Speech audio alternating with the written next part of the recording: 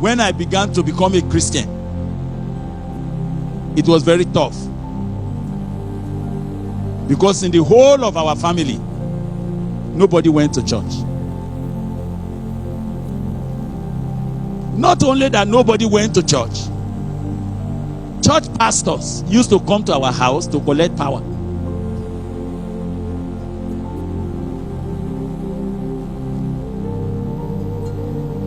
Whether they are prophets or they are senior pastors, they came in the evening to collect power to rule their churches.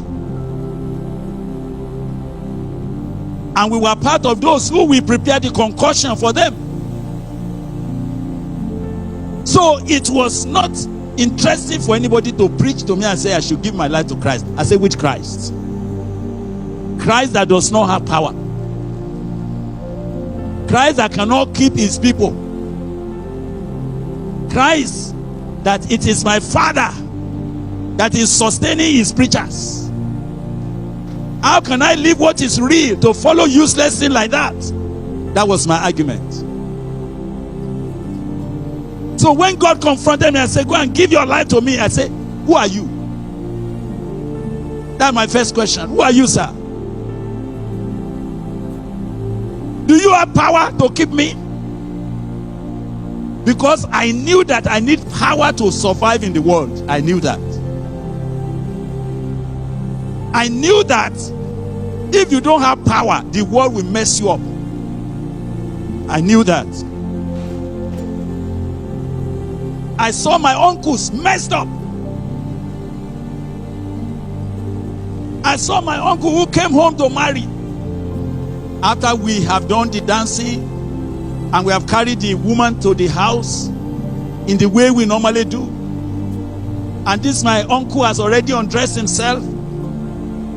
And the wife was getting ready for him so that they can have their first night together. And he was there entering the room when he heard a voice. And the voice called him by his name. And he looked like as if he heard the voice of my father, who is his own senior brother. And as he said, "Oh," that's how you answer in the local language that time. Once he said, "Oh," and went out after the voice, we never saw him again. Look at the wife that has undressed herself, left like that. All ceremony is finished. They look everywhere for him throughout the night, nowhere to be found. Next day, 2 days, 3 days, 4 days, 5 days, 6 days, nowhere. They went everywhere. My father went to police. I lost my brother. Police looked at him and said, "But you are a powerful man. Don't you know that what you are talking about, police cannot handle it? You better go back and meet your oracles." And in my very eyes, all kind of sacrifices, all kind of things that were done. To cut the long story short, after 9 days, those demons were talking to my father, but it was their agent. And they were directing him, go this bush, go that way, and he was following them. If Jesus was not more powerful, I would never have left following my father.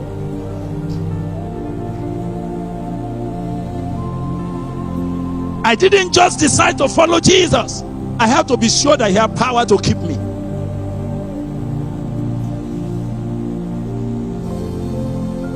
So after 9 days, as the demons, the principalities, the Oshorungas were directing him, they went and found him tied under a tree.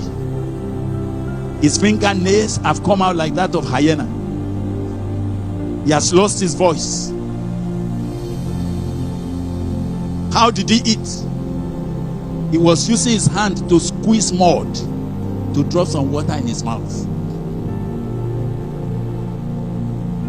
By the time they were bringing him back, he has lost consciousness. And I saw the power of demons in display. They were walking, all kind of animals that were slaughtered. And so gradually, he came back. So when Jesus said, I should give my life to him, I asked, I should give my life to you. Do you have power to keep me? If you have power, why are your preachers, why are they coming home here? It was then I knew that there are many people that come to church. They have not met Christ. There are many great singers of church hymnals, but they've not taught the reality of the man of Calvary. Now, I told you that story not because I want to entertain you. It was because I want to show you something. So the day I was going to hand over my life to Christ, I said, God, I'm handing this life to you because you say you have power to keep me. If anything goes wrong, it will be your fault too. Praise the Lord. It's more than 50 years. Nothing has been wrong.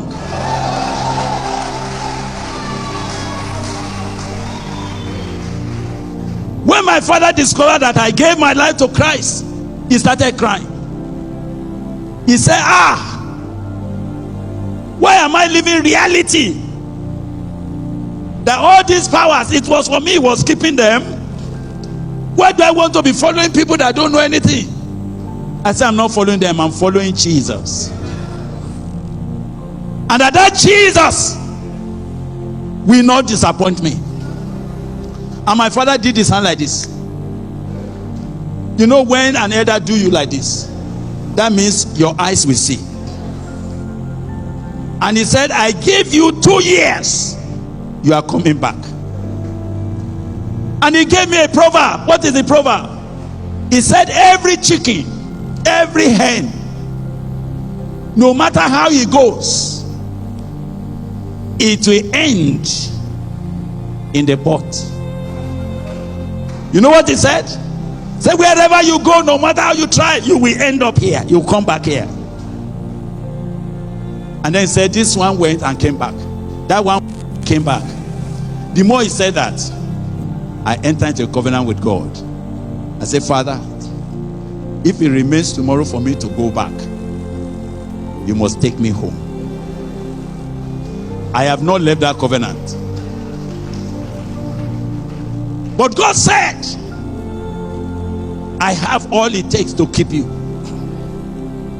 Not just to keep you barely. I have all it takes to make you what I said I will make you. So when we begin to talk tonight about being renewed like eagle, maybe for some of you, you don't know. Maybe for me, where can I return to? If I don't go on, where do I go back to? Will I go back and apologize to my father and say, Daddy, what you said is true. He has no power actually. So I've come back.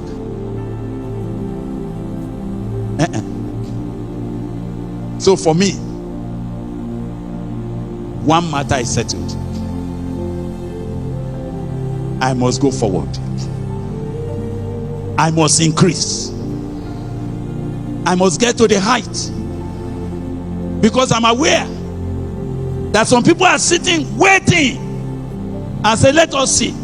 No matter how chicken travel, he will return to the house. And the final fire will be the one that will roast him in the house. That's why I decided from that time I will not be a chicken. I will not end in the pot. I don't know your decision. But whether God has power to keep you, there is no doubt about that. Whether God is able to make you all that he says he wants to make you, there is no doubt about that. And whether God is willing to do it. I have no doubt about that.